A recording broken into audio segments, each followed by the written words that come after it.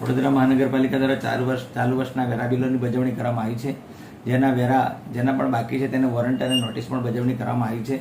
તેમ છતાં કેટલાક કરદાતાઓના વેરા બાકી હોય તેઓને વોરંટ આપ્યા બાદ સીલ કરવાની કાર્યવાહી ચાલુ છે. એના ભાગરૂપે આજરોજ વડોદરા મકરપુરા વિસ્તારમાં એસટી ડેપો અને મિલકતોને સીલ કરવામાં આવી છે અને તેઓને જે બાકી નાણાં છે તે ભરવા માટે ફરમાવવામાં આવી છે. કેટલી દુકાનો છે સાહેબ? ટોટલ 489 જેટલી શોપ, ઓફિસ, દુકાનો વગેરે મળીને છે. એના ચાલુ વર્ષના અને પાછલા વર્ષના મળીને 1,09,00,000 જેટલી વેરાની રકમ વ્યાજ સહિત બાકી પડે છે. જો તેઓ વ્યાજ માફીમાં એક સામટા 1 ઇન્સ્ટોલમેન્ટમાં ભરશે તો 85 થી 86 લાખ રૂપિયા ભરવાના થશે. તેથી તેમને પણ એ રિક્વેસ્ટ કરવામાં આવી છે કે તમે એક સામટા ભરી દો તો તમને પણ વ્યાજ માફીનો લાભ મળી શકે છે. એક દુકાન સીલ મારી હતી અને ફરી તેમને ખોલીને કામગીરી કરવા માટે પરવાનગી આપવાની, એ શું છે?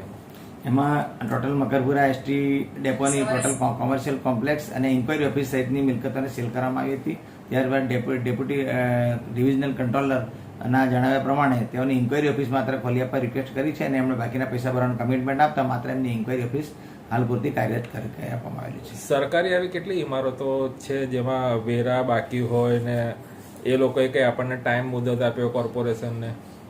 સરકારી મિલકતોના ગુજરાત સરકાર અને ભારત સરકારની મિલકતોના વેરા બિલોની બજવણી કરવામાં આવી છે. તેઓના નાણાં જે છે એ સરકારશ્રીની ગ્રાન્ટ ટાઈમેથી ભરપાઈ કરવામાં આવતા હોય છે.